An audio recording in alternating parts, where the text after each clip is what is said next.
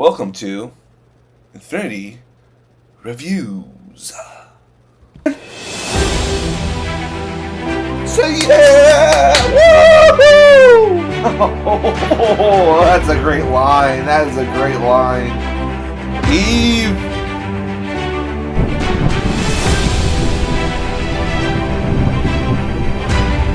Hey guys, what's up? I just got done watching Aquaman and the Lost Kingdom. So I'm gonna give you my thoughts on the movie. This is gonna have spoilers up. I'm gonna put it right over there or right over here. So we're gonna talk about a little bit like what happened in the movie, and this is a bit of spoiler. Like that's gonna be more towards the end. In the beginning, we're just gonna do like the basic review. Uh, so this was the last entry in the DCU. Is it no? It's DCEU. Sorry, I'm getting the whole thing mixed up. DCEU with Aquaman in the Lost Kingdom. My initial thoughts was it's an okay movie. It's a lot of the critics been hating it, saying like, "Oh, this isn't a great movie. Oh, it's not that great." I'm like, it's got its moments. It's got its moments, guys. Especially whenever my favorite scenes were probably with Jason Momoa and Patrick Wilson. Their like chemistry as like playing like brothers was really fun to watch. Patrick Wilson was really funny in the movie. He like in the last movie, I wasn't such a fan of the Orm character because I'm like, oh, like he's a basic bad guy. But this like, it's kind of funny like how like they'll walk and said like wait, you never wanted to be king? He's like, yeah, I just wanted to do it because I didn't want you to destroy the world. He's like, oh, okay, and it's kind of like Orm's kind of like the serious brother. He's like, I don't want to be called brother. I'm gonna do everything. You use your fist. I use my mind to get things done, which I thought was really cool, really funny, and like some of the jokes, I was laughing. I laughed a couple times in the movie, and all those times were with Momoa and Orm, but also the movie is very cheesy, very cheesy. It's a very cheesy superhero movie, especially with some of the dialogue, which lets you sometimes like makes you roll your eyes. You're like, oh my gosh, I can't believe he just said this. Like, you like this. It feels sometimes it feels like it is for like little kids, but there's also some really like they try to get a powerful message out about climate change. How like the glaciers are collapsing, the heat rising in the ocean. And yeah, and there I'm going to talk about, some things that happen in the film that are, like, mentioned because some of the characters from the first movie do not show up, and they kind of explain that and the reason. But yeah, first let's go dive into these characters. So we got, the first character is Jason Momoa's Aquaman. Every time I see him, Jason Momoa's Aquaman, I'm always excited to see him. He's so energetic, and he loves. I think I can just tell he loves playing this character.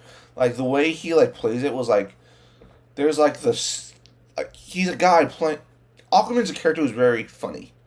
Like not like funny, but like people think he's a joke. He's like, oh, he's a guy who rides a giant seahorse and he talks to fish. Like, what is he at as a superhero? Jason Momoa plays him really badass, very badass. And the fight scenes, like I was like, okay, like are these gonna be like really stupid fight scenes like we get in Star Wars with like the lightsabers? No, the fight scenes are really good. Not as good as the first one. Not as good as the first one. Some of the scenes like are very CGI'd for the fight scenes this time. While in the first one, like a lot, I felt like a lot more of it was practical, which I liked about the first one a bit more. But you got some really good fight scenes. You got a lot of funny moments with Momoa because he's very comedic, especially with him with his brother. Uh, and yeah, he just goes through the basic hero arc in the film. He has a son now. He has a child with Mira, who has a lot more screen time than I thought she would have. A lot more screen time because, like, with all the Amber Heard stuff that happened and, like, how James Wan was saying this wasn't really a movie that, Mira was really going to be in, but she was in it quite a bit. And I'm like, okay, we got Amber Heard in there. Let's jump into her character now. Like, Amber Heard. Not much to really say. She was more of a background character. Like James once said, like in a bunch of interviews, that this was really a brother story about the two brothers like reconciling. Which I guess that was what the movie was about. Like I don't know, there were so many things like this movie was trying to be at times also. But Mira, she's doing her secret water magic. She's doing her water magic under the water. She gets hurt by Manta as we see in the trailer, as he kind of invades Atlantis. And yeah, and also there was like one emotional scene with her, especially when you see the house on fire and like you've seen in the trailers, the house is on fire and like Arthur's dad gets hurt, but and like you got a bit of emotional scene of that, but overall, like the thing is like I don't have a problem with like Amber Heard. You're not that. I'm not. Don't get me wrong. Like whatever with that trailer is good. Like I just wanted to be like, okay, I know Amber Heard's gonna be in this movie. I know she's gonna be in the movie, but I'm not gonna go and say I'm not gonna watch this movie because Amber Heard's in it. Like she's playing a character. She's playing Mira. I very much like Mira in the comics, especially when she becomes a Red Lantern. Mira was one of my favorite characters from the last movie because I think like she's like the Atlantean Wonder Woman. Like if you kind of look at it, but not much to do. But she's there, and you can't really change it. We can't even do anything about it. But I thought it was an okay performance. Now we get into now we were talking about Norm. Well, we can talk about Orm a little bit more. How he's kind of going through realizing like what he did in the last movie was kind of really all unnecessary. Kind of shows he's like Orm. I kind of look at now as kind of like the Loki character, which that you mentioned like Jason Momoa's Aquaman does call him Loki like once in the movie. I'm like, oh, they made a other superhero joke in there. That's pretty cool.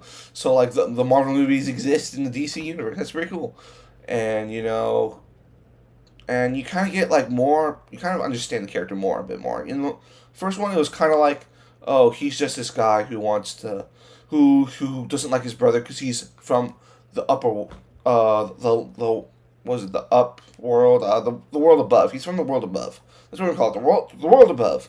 And he challenges him. They get into a fight, and then they fight, and that's what was the first movie. In this movie, I thought it was really cool because like, for when I was watching the first movie, I'm like, why wouldn't they just talk it out? That was my problem with the first one. It's like, why didn't they just talk it out, saying like, hey man, what you're doing is not okay. Like, kill a bunch of people because like not all the people up there are bad. Like, just talk to them. And this is what kind of like Momoa is telling me. He's like, I never wanted to be king. I just did it because you were being a jerk. And like you wanted to kill everyone. He's like, oh, but my father told me. And like you kind of see like Orm is someone who like believes anything anyone tells him. When Momoa tells him, hey, eat this cockroach. This is what we eat all the time. He eats it. He's like, this is pretty good. And it's like a funny joke, but like he believes everything everyone tells him. He's very literal. And that's what I really liked more about the character, like diving into him as kind of like more of a comedic character rather than just the bad guy who wants to destroy the world, and seeing how like the only reason he was afraid of his brother was because he was afraid that he was going to get the throne taken away from him. This was his father told him his entire life, when really he didn't even want to be king. He didn't want to be king. But overall, I think Orm and Momoa are probably my favorite characters coming out of this movie. Now let's go to the last character we're gonna talk about. I'm gonna talk about the major characters. I'm not gonna talk about like the minor ones like Queen Atlanta played by Nicole Kidman, Tamora Morrison's character as Arthur's dad, and Randall Park's character. Like those ones are like kind of just all simple characters that don't get a lot of screen time, but like aren't kind of like super necessary to talk about. So let's talk about the real villain is Black Manta. Manta, I don't know about Manta. He made an okay villain in my book. Not really memorable. It just, I just the like whole like Black Triton thing they had going in the movie kind of really felt like a Lord of the Rings ripoff of Sauron, like in like his power, and then the evil guy looked like Sauron. But basically what happens with Manta in this movie is him and Randall Park's character. I think it's Dr. Chen are looking for Atlantean technology to build him a new Black Manta suit, so he can go try to beat Aquaman and get revenge on his father. So instead of finding like a laser beam technology he's looking for, they stumble across the Lost Kingdom. Yes, the seventh kingdom of Atlantis, and he finds a Triton. He's like, "Ooh, Aquaman's got one of these. I should get one too." And it's like corrupting him, turning like the Lost Kingdom King is taking over his body, and he's trying to get this material, that's releases greenhouse gases into the atmosphere that is depleting the oceans, rising the heat up in the oceans, which is killing people. We'll talk about that's kind of important. We'll talk about that in a second. But overall, Manta was like he didn't really develop as a character. He didn't really change, and that was like one of the things. Like, you have a villain. Like, why not just? He never realized he was doing a bad thing. Like, how does he not realize like destroying the Earth is bad just so you can kill someone? That was like my real gripe with the villain. But and like he was just your basic bad guy, basic bad guy, basic bad guys. They beat him and they save the day. And that's kind of what happened. Now, right now we're getting into more spoiler territory. Spoiler territory. So if you don't want to watch the rest of the review, if you want to skip to the end to see how I rate this movie, spoilers up here, spoilers somewhere up here. Let's talk about it. So basically, the spoiler part of it is these, like I was saying, these canisters that Manta's going around trying to collect is destroying like the atmosphere, and it's for a reason so he can free the Lost Kingdom from it being engulfed in ice, which you learn that the lost king of the Lost Kingdom, I'm saying a lot of lost right now, is the King Adelan's brother. So now you dive more into that brother relationship, and like after I heard that, I'm like, oh, is it going to be like, is Momoa and is Aquaman and Orm, are they going to end up like the Adelan and his brother, or are they going to go a different path and trust each other and respect each other? And that's the way it went. It's like, okay, that's the way it's going. Okay, that's where we're going. Now, there are some characters who do not show up from the last movie. The most notable is Willem Dafoe's Volko, which I really liked him in the last movie, but he did not get in the movie, and it is revealed in the movie that, spoiler, he died. Yeah, so basically what happened is the heat rising up in the ocean was infecting everyone in Atlantis, and it infected Volko, and he succumbed to his wounds and died because the heat was rising in the ocean. And they mentioned a little bit, like how like Aquaman misses him and all that, and like that was kind of brief. Like, okay, let's not mention him again. And like I'm like, okay, like he was a pretty big part of the movie. Like, did you really have to kill him? Which, thinking about it later, was like, oh, they killed him because they needed to give, like, I don't know, maybe he just couldn't do the movie, and they're like, oh, we're not making more Aquaman movies or DC movies, let's just kill him, he's not going to be in the movie anyway. So then, and then we learn, like, kind of throughout the movie, is that he's, like, when you see in this trailer, Manta, after he's done all this, like, depleting, like, the oceans, melting the ice caps, he needs to go get a descendant from the Adelan bloodline in order to release the kingdom and all the creatures and like the king who like corrupted it with his black magic, what they call it, or whatever. And then they're like, oh, they're gonna go. Orm's like, oh, they're gonna get one of us. Like Aquaman's like, no, they're gonna go get my son, which was, and they really gloss over it. It's like, I would kind of wish like, and then they get to the house and they're like, oh no, my son's got it, and the dad's like, I couldn't save him. Manta has him.